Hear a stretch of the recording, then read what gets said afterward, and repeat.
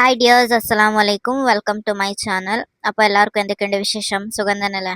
അപ്പോൾ നമ്മൾ ഇന്ന് പോകുന്നുള്ളത് പയണ കാർ മ്യൂസിയമിലേക്ക് കേട്ടോ. It is located in Brahmapura, Srirangapatna. അപ്പോൾ ഇത് മൈസൂർ ടു ബാംഗ്ലൂർ ഹൈവേ റൂട്ടിലാണ് ലൊക്കേറ്റഡ് ആയിട്ടുള്ളത്. അപ്പോൾ ഇവിടെ നമ്മൾ പ്ലേസിൽ നിന്ന് പോകാൻ ഒരു 53 കിലോമീറ്റർ, ഏകദേശം 1.25 മണിക്കൂർ ഉണ്ടാവും. പിന്നെ മൈസൂരിൽ നിന്ന് പോകുന്നതാണെങ്കിൽ ഒരു 14 കിലോമീറ്റർ, അതായത് ഏകദേശം ഒരു അരമണിക്കൂർ, ട്രാഫിക് ഒന്നും ഇല്ലെങ്കിൽ ഒരു അരമണിക്കൂർ റൂട്ട് ഉണ്ടാവും. അപ്പോൾ അങ്ങനെ നമ്മളിവിടെ എത്തി. അപ്പോൾ ഇവിടെ എന്താ കാണാനുള്ളതെന്ന് വെച്ചാൽ ഒത്തിരി ഓട്ടോമൊബൈൽസ് ഇഷ്ടപ്പെടുന്ന എല്ലാവർക്കും ഇഷ്ടപ്പെടുന്ന പ്ലേസ് ആയത്. അപ്പോൾ ഒത്തിരി വിൻറ്റേജ് കാറുകൾ, പണ്ടത്തെ വണ്ടികൾ, പിന്നെ കാറിൻ്റെ പാർട്സ് ആയിക്കോട്ടെ, ടൂ വീലേഴ്സ്, അതായത് പണ്ട് മുതൽ ഇപ്പോൾ വരെയുള്ള ഒത്തിരി വെഹിക്കിൾസ് ആണ് ഇവിടെ ഉള്ളത്. അപ്പോൾ ഇപ്പം നിങ്ങൾ കാണുന്നത് സ്കോഡാൻ്റെ പോപ്പുലർ എന്ന മോഡലാണ് 1937. അപ്പോൾ ഇങ്ങനെ ഒത്തിരി വെഹിക്കിൾസ് ആണ് ഇവിടെ ഉള്ളത്. അപ്പോൾ മുകളിലൊക്കെ നമ്മൾ കണ്ടു, എന്നിട്ട് താഴേക്ക് വന്നു. അപ്പോൾ ഈ സെക്ഷനിലൊക്കെ നമുക്ക് കാണാൻ പറ്റുന്നത് ഫുൾ ആർമി വെഹിക്കിൾസ് ആണ്.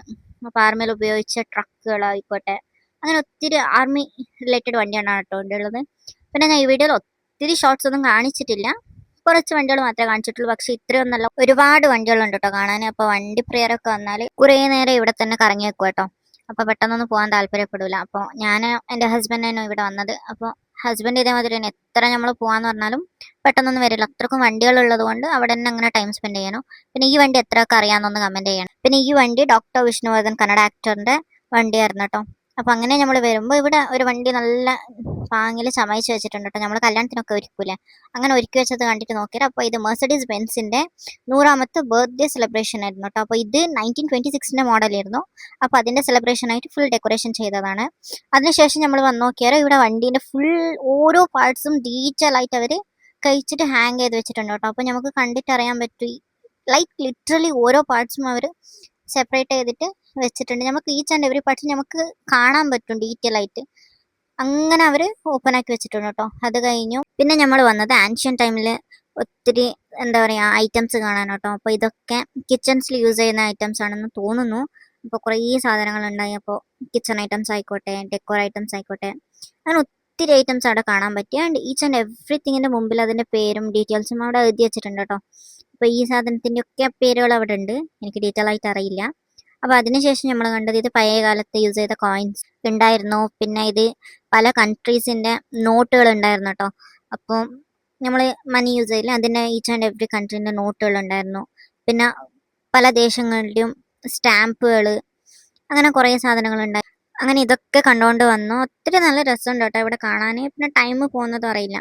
അപ്പോൾ ഇതൊക്കെ പണ്ടത്തെ കാലത്തെ ക്യാമറ ആണ് കേട്ടോ. സ്റ്റുഡിയോ സെറ്റപ്സും ക്യാമറയാണ്. പിന്നെ ഇത് പണ്ട് കാലത്ത് യുദ്ധത്തിനൊക്കെ യൂസ് ചെയ്ത വാളുകളും ഗണ്ണും അങ്ങനത്തെ ഡിഫെൻസീവ് ഐറ്റംസും അങ്ങനത്തെ കുറേ സാധനങ്ങൾ വെച്ചിട്ടുണ്ട് കേട്ടോ. അപ്പോൾ ഇതൊക്കെ കണ്ടിട്ട് നമ്മൾ പുറത്തോട്ടേക്ക് വന്നു. അപ്പോൾ ഇവിടെ പുറത്തൊക്കെ കാണാൻ നോക്കിയിട്ട് നല്ല ഗ്രീനറിയാണ്, ഇരിക്കാനൊക്കെ നല്ല എന്താ പറയുക പീസ്ഫുൾ സ്പേസ് ആണ്. പിന്നെ ഇവിടെ ചെറിയൊരു പാർക്ക് പോലെ ഉണ്ടായി, അതിൻ്റെ അടുത്ത് തന്നെ ഒരു കെഫെ കം ഹോട്ടൽ സെറ്റപ്പിലുണ്ടായി. അപ്പോൾ നമ്മൾ പോയിട്ട് ഈവനിങ് ടൈം ആയിട്ടോ. അപ്പോൾ നമ്മൾ പോയിട്ട് 2 കോഫിയൊക്കെ വാങ്ങി കുടിച്ചു. കുറച്ച് നേരം അവിടെ തന്നെ അങ്ങനെ ഇരുന്നിട്ട് നമ്മൾ അവിടുന്ന് ഇറങ്ങി കേട്ടോ. പിന്നെ ഞാൻ ഈ കാണിച്ചതൊക്കെ ജസ്റ്റ് ഒരു ട്രയലായിട്ട് എടുത്താൽ മതി, കാരണം ഇതിലും ഒരുപാട് കൂടുതൽ ഇവിടെ കാണാനുണ്ട്. അപ്പോൾ നിങ്ങൾ മൈസൂരൊക്കെ ട്രിപ്പൊക്കെ വരുന്ന ആൾക്കാരാണെങ്കിൽ ഒന്ന് ജസ്റ്റ് ഇവിടെ വന്നിട്ട് വിസിറ്റ് ചെയ്തിട്ട് പോവുക.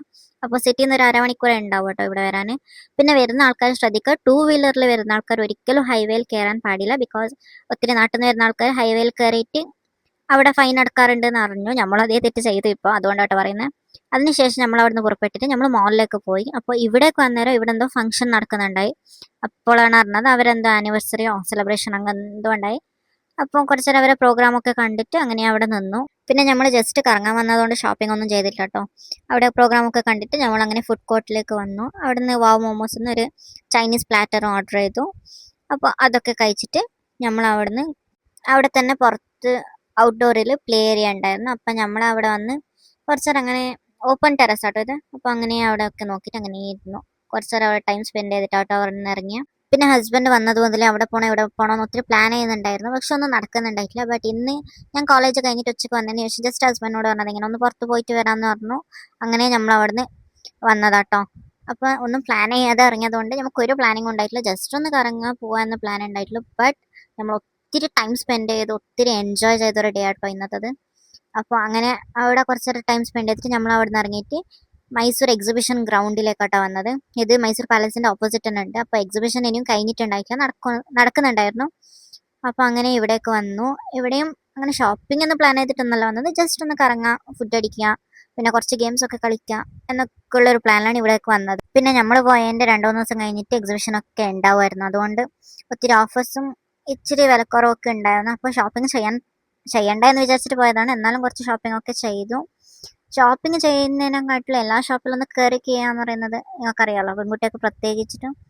അപ്പം അങ്ങനെ എല്ലായിടത്തും ഒന്ന് കറങ്ങിയിട്ട് വന്നു. അതിനുശേഷം നമ്മൾ ഷോപ്പിംഗ് ഏരിയൻ്റെ പുറത്തേക്ക് വന്നിട്ടായിട്ട് നമ്മൾ ഇവിടെ ഗെയിംസ് ഒക്കെ ഉള്ള സ്ഥലത്തേക്ക് പോകാട്ടോ. ഫുഡ് കോർട്ടും ഗെയിംസ് ഒക്കെ ഉള്ള സ്ഥലത്തേക്ക്. നിങ്ങൾ ഡെക്കറേഷൻ ഒക്കെ നോക്കിയിട്ട് എന്തൊരു ഭംഗിയാണ് കാണാൻ. പിന്നെ ഇതൊക്കെ ആർക്കിടെക്ചർ മോഡലിൻ്റെ മിനി വേർഷൻസ് ആണ് കേട്ടോ. അപ്പോൾ ഇവിടെയൊക്കെ കയറണമെന്നുണ്ടായി, പക്ഷേ നമ്മൾ അവിടെ എത്തുന്നതന്നെ നല്ല ലേറ്റ് ആയിട്ടുണ്ടായി. അപ്പോൾ അവിടെ ഒന്നും കയറാൻ നിന്നില്ല. പിന്നെ ഇവിടെ എന്തൊക്കെ പ്രോഗ്രാംസ് ഒക്കെ നടക്കുന്നുണ്ടായി. അപ്പോൾ അതൊക്കെ കണ്ടിട്ട് അവിടെ നിന്ന് അങ്ങനെ പോയി ഫുഡൊക്കെ കഴിച്ചു, ഗെയിംസ് ഒക്കെ കളിച്ചിട്ട് വന്നു. ഇതിൻ്റെ ഒന്നും ക്ലിപ്സ് എടുക്കാൻ പറ്റിയിട്ടില്ല, ഐ എം റിയലി സോറി. അപ്പോൾ അത് കഴിഞ്ഞിട്ട് നമ്മൾ അവിടുന്ന് റിട്ടേൺ തിരിച്ചു കേട്ടോ. പിന്നെ എക്സിബിഷൻ ക്ലോസിങ് ടൈം അറൗണ്ട് 10 ആട്ടോ. നമ്മൾ ഇറങ്ങുമ്പോഴേക്ക് അറൗണ്ട് 10 o'clock ആയിട്ടുണ്ടായി. എല്ലാവരും പോകാൻ തുടങ്ങിയിട്ടുണ്ടായി. അപ്പോൾ അതൊക്കെ കഴിഞ്ഞ് നമ്മൾ അവിടെ നിന്ന് ഇറങ്ങി. അപ്പോൾ പുറത്ത് നോക്കിയിട്ട് ആൾക്കാർ തീരെ ഇല്ല. എല്ലാവരും ഓൾമോസ്റ്റ് പോയിട്ടായിട്ടുണ്ട്. ബാക്കിയുള്ള ആൾക്കാരൊക്കെ പോകാൻ വന്നിട്ടുണ്ടായി കേട്ടോ. അപ്പോൾ അങ്ങനെ നമ്മൾ അവിടെ നിന്ന് വന്നു. പാർക്കിംഗ് ഏരിയയിലാണ് കേട്ടോ വണ്ടി വെച്ചിട്ടുണ്ടായത്. അപ്പോൾ പാർക്കിംഗ് ഏരിയ പോയിട്ട് വണ്ടിയൊക്കെ എടുത്തിട്ട് നമ്മൾ അവിടെ നിന്ന് പുറപ്പെട്ടു കേട്ടോ.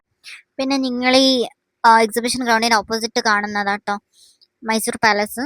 അപ്പോൾ മൈസൂർ എന്താ രാജകൊട്ടാരം, മൈസൂർ പാലസ് ആട്ടോ ഇത്. അപ്പോൾ അവിടെ നിന്ന് നമ്മളങ്ങനെ പുറപ്പെട്ടു. എന്നിട്ട് വീട്ടിലെത്താൻ അത്യാവശ്യം നല്ല ലേറ്റ് ആയിട്ടുണ്ടായിരുന്നു. Around 12 o'clock 11 കഴിഞ്ഞിട്ടുണ്ടായിരുന്നു. അപ്പോൾ നൈറ്റ് ആയതുകൊണ്ട് നമ്മൾ ഇത്തിരി സ്ലോ ആയിട്ടാണ് വന്നത്. അങ്ങനെ വീട്ടിലെത്തുമ്പോൾ തന്നെ രണ്ടാളും നല്ല ടയേർഡായിരുന്നു. അതുകൊണ്ട് പെട്ടെന്ന് ഫ്രഷ് അപ്പ് ആയിട്ട് കിടന്നു കേട്ടോ. അപ്പോൾ ഇതായിരുന്നു ഇന്നത്തെ വീഡിയോ. എല്ലാവർക്കും വീഡിയോ ഇഷ്ടപ്പെട്ടിട്ടുണ്ടെങ്കിൽ ലൈക്ക് ചെയ്യുക.